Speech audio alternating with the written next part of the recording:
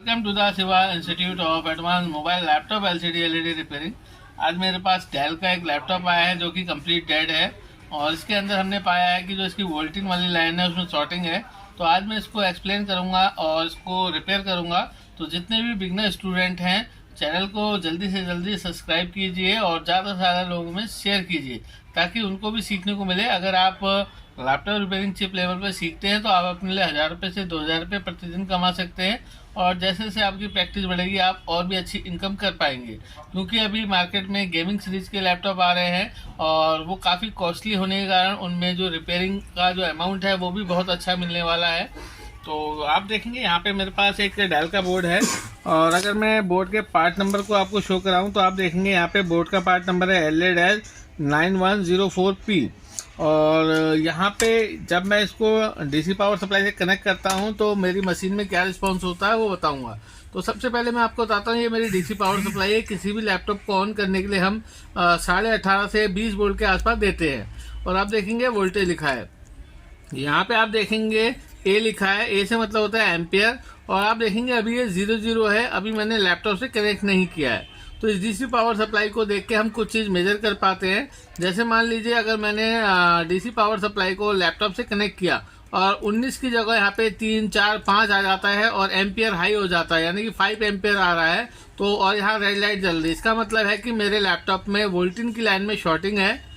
अगर आपने मान के चलिए दोबारा से लगाया, दूसरी कंडीशन में आपने दोबारा से डीसी पावर सप्लाई को लगाया और वोल्टेज इतनी ही रहेगी और यहाँ पे कोई भी सिम्टम्स नहीं आए तो इसका मतलब ये है कि मेरे जो डीसी पावर सप्लाई है वो लैपटॉप से कनेक्ट नहीं हो पाई यानी कि वोल्टेज लाइन ब्रेक हो चुकी है कहीं से।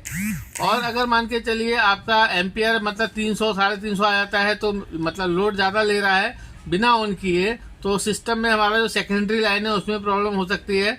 और अगर मान के चलिए आपने लगाया और यहाँ पे 0.0069 या 10 आता है तो उसका मतलब वोल्टेज सेक्शन ओके है। तो यहाँ पे भी हम देखते हैं कि इस बोर्ड में क्या कंडीशन है।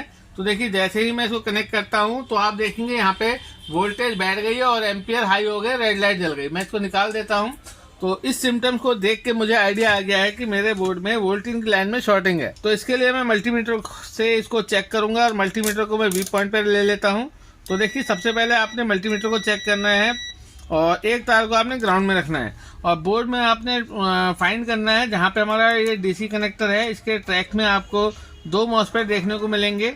देखिए ये आपके फ्रंट में या बैक में हो सकते हैं, या तो ये आपको डीसी जैक कनेक्टर के पास में मिलेंगे या बैटरी कनेक्टर के पास में मिलेंगे। तो फिलहाल मुझे तो इस बोर्ड में आइडिया है। तो आप देखेंगे ये मेरा U1 मॉसफेट और ये U2 मॉसफेट है जो कि आप देखेंगे इनको हम AC फैट और RV फैट भी कहते हैं। और देखेंगे इनके आउटपुट में एक CLR लगा होता है, यहीं से वोल्टेज पूरे लैपटॉप में डिस्ट्रीब्यूट की जाती है। तो मैं यहाँ पे लगाऊंगा, देखिए मेरे को इस CLR पे वोल्टेज की लाइन में शॉर्टिंग मिल रही है। कभी भी मुझे यहाँ पे बीप नहीं मिलनी चाहिए क्योंकि इस लाइन में शॉर्टिंग होने का मतलब है मेरी जो वोल्टेज की लाइन है वो शॉर्ट हो रही है। क्योंकि 19 वोल्ट यहाँ से जाने के बाद पहले मॉसफेट को पार करेगी, दूसरे मॉसफेट को पार करेगी और यहाँ शॉर्टिंग मिलेगी। देखिए अगर डीसी कनेक्टर के पॉजिटिव में लगाऊंगा तो कोई बीप नहीं है, लेकिन CLR पे लगाऊंगा तो बीप आ रही है जो कि मुझे यहाँ पे नहीं आनी चाहिए। जैसे ही यहाँ से शॉर्टिंग हटेगी तभी मेरा लैपटॉप ऑन होगा। इस केस में जितने भी कंपोनेंट पैरेलल में लगे हैं जैसे हमारे पावर सेक्शन में या फिर जो हमारा चार्जिंग सेक्शन है या जितने भी सेक्शन के बक रेगुलेटर हैं उनके मेन मॉसफेट के ड्रेन पे ये वोल्टेज जाती है और उनके पास में कैपेसिटर लगे होते हैं। तो कोई भी कंपोनेंट फॉल्टी हो सकता है। तो देखेंगे यहाँ पे सब कंपोनेंट सही होने के बाद भी अपने आप को बीप, देखिए दोनों पोल बीप दे रहे हैं। देखिए और भी सेक्शन देखिए, हर सेक्शन अपने आप को फॉल्टी बता रहा है और इनमें से एक ही कंपोनेंट शॉर्ट होगा। तो अब हमें कैसे पता चलेगा कि इसमें शॉर्टिंग कहाँ पे है। तो इसके लिए हम क्या करते हैं, इसमें अपने पास से लाइन को इंजेक्ट करेंगे। तो आप देखेंगे मेरी मल्टीमीटर की जो वायर है मैं उसको डीसी पावर सप्लाई से कनेक्ट कर लेता हूँ और मैं सप्लाई को 19 पे ही रखूँगा। तो देखिए अब मैंने क्या करना है, जो ब्लैक वाली तार है उसको ग्राउंड पे रखना है और रेड वाली तार को सीधे CLR पे रखूंगा। देखिए यहाँ से अगर लगाते हैं तो मेरा जो U1 U2 मॉसफेट था जिसे हम AC फैट RV फैट कहते थे वो हीट होंगे। तो इससे अच्छा मैं CLR पे रखूंगा और जो भी कंपोनेंट फॉल्टी होगा वो हीट होगा। तो ठीक है, देखेंगे यहाँ पे। और आपने ये काम ध्यान से करना है क्योंकि आपने गलत तार टच कर दी तो मदरबोर्ड शॉर्ट हो सकता है प्रॉपर तरीके से। तो आप देखेंगे यहाँ पे CLR पे रखा, स्पार्क हुआ अब देखेंगे यहाँ पे पूरे बोर्ड को हम ट्रेस करेंगे हीट के लिए। अगर आपके पास थर्मल कैमरा है तो आपके लिए इजी हो जाएगा वो। तो देखिए मुझे यहाँ पे हीट मिल रहा है। देखेंगे यहाँ पे ये कंपोनेंट शॉर्ट है, तो यहाँ पे मैं आपको थोड़ा सा पेस्ट लगा के दिखाता हूँ ताकि आपको दिख सके कि इसमें धुआं आए। तो देखिए यहाँ पे मैं हल्का सा पेस्ट लगाता हूँ और देखिए अब मैं जब कनेक्ट करूँगा तो देखेंगे यहाँ पे धुआं निकल रहा है। आप देखेंगे ये मेल्ट भी हो रहा है यहाँ पे देखेंगे। तो मुझे यहाँ पे बहुत इजी वे में शॉर्टिंग मिली है। तो 90% इसको रिमूव करते ही मेरा सिस्टम ऑन हो जाएगा। देखिए यहाँ पे मैं डीसी पावर आयरन से निकाल लेता हूँ क्योंकि यहाँ पे जो कैपेसिटर है वो शॉर्ट है। तो देखिए इजी वे में मिल गया है। अगर आप इस लैपटॉप को रिपेयर करते हैं कस्टमर के लिए तो आपको अच्छे खासे पैसे मिलेंगे। तो इस तरीके के केस आपके पास आते रहेंगे, चाहे वो आपका गेमिंग सीरीज क्यों ना हो, सब में अगर शॉर्टिंग है तो ऐसे ही निकालनी है।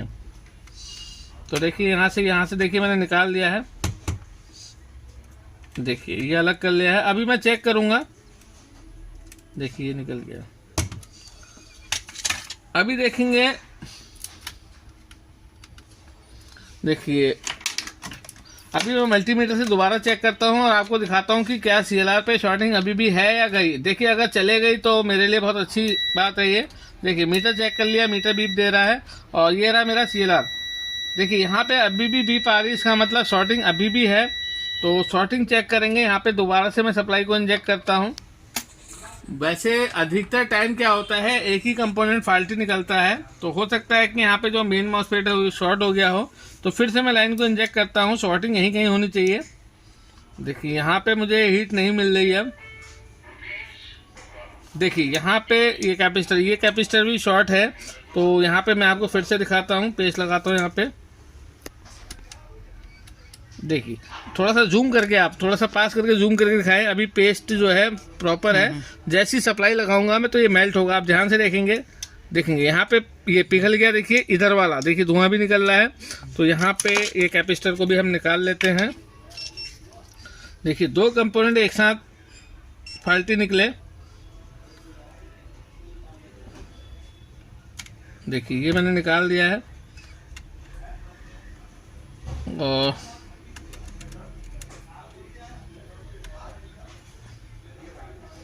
देखिए दो कैपेसिटर यहाँ पे शॉर्ट थे। और जैसे कि आपको पता है कैपेसिटर जो है पैरेलल में लगाए जाते हैं, पॉजिटिव और नेगेटिव की लाइन में। तो अभी मैं दोबारा से चेक करूँगा। मल्टीमीटर को बीप पॉइंट पे रखा है हमने और देखिए मल्टीमीटर मेरा प्रॉपर है। देखिए शॉर्टिंग अभी भी आ रही है। तो मैं यहाँ पे इसको भी निकालता हूँ, ये भी शॉर्ट होगा। मैं ज़रा ध्यान से देखूं।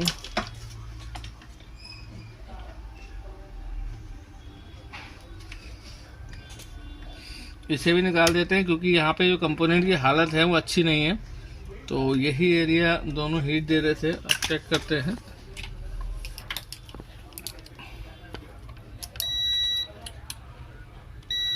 देखिए शॉर्टिंग गई। देखिए यहाँ पे 3 कैपेसिटर शॉर्ट थे, एक इस सेक्शन का और 2 इस सेक्शन के। और आप देखेंगे यहाँ पे अब शॉर्टिंग गई है। तो अब मैं जब इसमें सप्लाई को दोबारा इंजेक्ट करता हूँ तो आप देखेंगे कि क्या सिम्टम्स होगा। देखिए यहाँ पे मैंने प्लग किया और आप देखेंगे 0.004 एम्पियर लिया। इसका मतलब वोल्टेज हो गई है। तो अब देखेंगे जब मैं इसको ट्रिगर कराता हूँ तो ये ऑन भी होगा। तो यहाँ पे मैं मल्टीमीटर को फिर से बीप पॉइंट पे रखता हूँ और आप देखेंगे फैन मेरा स्पिन होगा। अगर स्पिन हो जाता है तो मेरा सिस्टम भी ऑन हो जाएगा। देखिए अब यहाँ पे पावर का कनेक्टर है। देखिए अभी तो नहीं हुआ।